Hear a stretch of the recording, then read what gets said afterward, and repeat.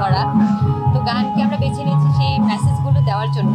কিছু কিছু শোতে, কিছু কিছু প্রোগ্রামে যখন আমরা যাই, তারা শুনতে চায় আমাদের ভাষার গানগুলো। আমাদের বড় ভাই ছিলেন যে মিউজিশিয়ান, জাদুরি ছিল এবং অন্তস্কু মাদুল ব্যান্ডের বেজিস্ট। ওনারা দুজন মিলে আমাদের তিনজন মেয়েকে আসলে এক করে F1 এর যাত্রা শুরু করি আমরা। তারপর ওনাদের তত্ত্বাবধানে আমরা ওনাদের কাছে আমাদের হাতে করি মিউজিকের। তো ওনাদের কাছে আমরা শিখি, শিখতে শিখতে তারপর প্র্যাকটিস করি। তারপর টুকটাক আমাদের কমিউনিটির যে শোগুলো হয় বিভিন্ন অনুষ্ঠানে, সেগুলো করতে থাকি। করতে করতে আমরা আরও আমরা মেয়েদেরকে আনি আমাদের সাথে প্র্যাকটিস করার জন্য। সবাই মিলে আমরা প্র্যাকটিস করতে করতে 2018 থেকে আসলে আমরা পূর্ণাঙ্গ একটা ব্যান্ড হিসেবে চলতে শুরু করি। দর্শকদের সাথে যে আমাদের কানেকশন যখন তৈরি হয় গান পারফরমেন্সের সময়, তো এটা তো আসলে অবশ্যই মানে ভালো লাগার আর মানে উপভোগ্য আসলে। কারণ একজন শিল্পীর থাকে সবসময় যেন দর্শকরা তার গান পছন্দ করে, দর্শকদের সাথে যেন কানেক্টেড হইতে পারে।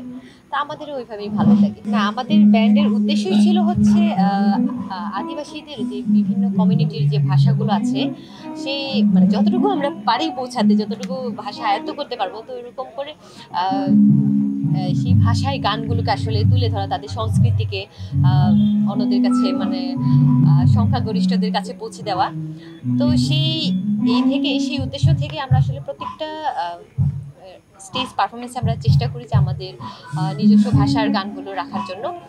আর এছাড়া আমরা যেহেতু নারী ব্যান্ড, আমরা নারীদের নিয়ে গান করি। এছাড়াও আমরা ফোক গানগুলো করে থাকি আর কি। আবার আমাদের মৌলিক গান আছে এবং আমরা কিছু কিছু গান কভার করি, ফোক গান। এটা হচ্ছে যে রাজশাহীতে আমরা একটা প্রোগ্রামে গিয়েছিলাম, তো মানে আমি গিয়েছিলাম। ওইখানে একটা ইভেন্ট হচ্ছিল ঘরে ফেরার গান। তো ওইখানে তরুণ তরুণীরা আয়োজন করেছিল ইভেন্টটা। ওই ইভেন্টের নামই ছিল আসলে ঘরে ফেরার গান। ওইটা মানে আলাদা করে আসলে বলার কিছু নাই। চ্যালেঞ্জ তো আসলে সব জায়গায় প্রতিটা ক্ষেত্রেই হয়, বিশেষভাবে মেয়েদের জন্য তো আরেক ধাপ একটু আগায় থাকে চ্যালেঞ্জগুলো। তো এরকম হয় যে আমরা যখন গান করতে যাই, দর্শক নতুন সেনোরা গাইনোকোলজিক্যাল সোসাইটি দ্বারা স্বীকৃত নিরাপদ ও সুগন্ধিমুক্ত স্যানিটারি ন্যাপকিন সেনোরা।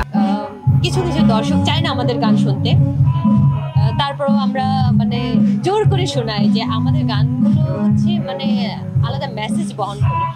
আমরা কিন্তু খুব জমানো বা ক্রাউড ক্রিয়েট করার মতো গান খুব একটা হয়ে ওঠে না। তো সেই জায়গা থেকে আমার মনে হয় স্টেজে একটা চ্যালেঞ্জ থাকে, আবার মেয়ে হিসেবে, মিউজিশিয়ান হিসেবে আলাদা একটা চ্যালেঞ্জ থাকে মেয়েদের। অনেক ডিটেল আর কি। শ্রোতা হিসেবে আমরা সবসময় কিছু মানে উপভোগ্য গান রাখার চেষ্টা করি, আবার কিছু মেসেজ যেন আমরা পৌঁছাতে পারি। যেহেতু আমরা গানকে বেছে নিয়েছি, আমরা নারীর অধিকার এবং আদিবাসী কমিউনিটির বিভিন্ন সংস্কৃতিকে তুলে ধরা, তো গানকে আমরা বেছে নিয়েছি সেই মেসেজগুলো দেওয়ার জন্য। দর্শকরা কেমন উপভোগ করবে আগামীর গানগুলো, সেটা আসলে দর্শকরাই বলতে পারবে।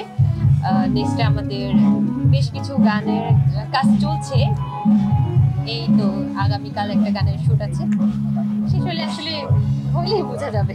কিছু কিছু শোতে, কিছু কিছু প্রোগ্রামে যখন আমরা যাই, তারা শুনতে চায় আমাদের ভাষার গানগুলো। যেমন এখানেও আমাদের একটা রিকোয়ারমেন্ট ছিল যে আমাদের ভাষার গানগুলো আছে কিনা, আমরা করতে পারবো না, যে এটা তো অবশ্যই আছে, আমরা করবো। তো এরকম মানে যখন কিছু দর্শকের কাছে থেকে উপভোগ্য হয়, আমাদের কাছে খুবই ভালো লাগে যে আমাদের ভাষা বিভিন্ন, আমরা কিন্তু একটা ভাষাই করি না, বাংলা তো আছেই, তারপর হচ্ছে জানি চাকমা, মারমা, গারো, ত্রিপুরা, তঞ্চঙ্গা, হাজং, আমরা এই ভাষার গানগুলো করার চেষ্টা করি। অনেকেই উপভোগ করে, আবার অনেকেই বুঝে না দেখে হয়তো উপভোগ করে না। তবে মিউজিকটা আসলে সবাইকে কানেক্ট করে একটা জায়গায় গিয়ে। তো আমার মনে হয় যে আমরা সেই কানেক্ট করার জায়গায় পৌঁছাতে পারি আর কি।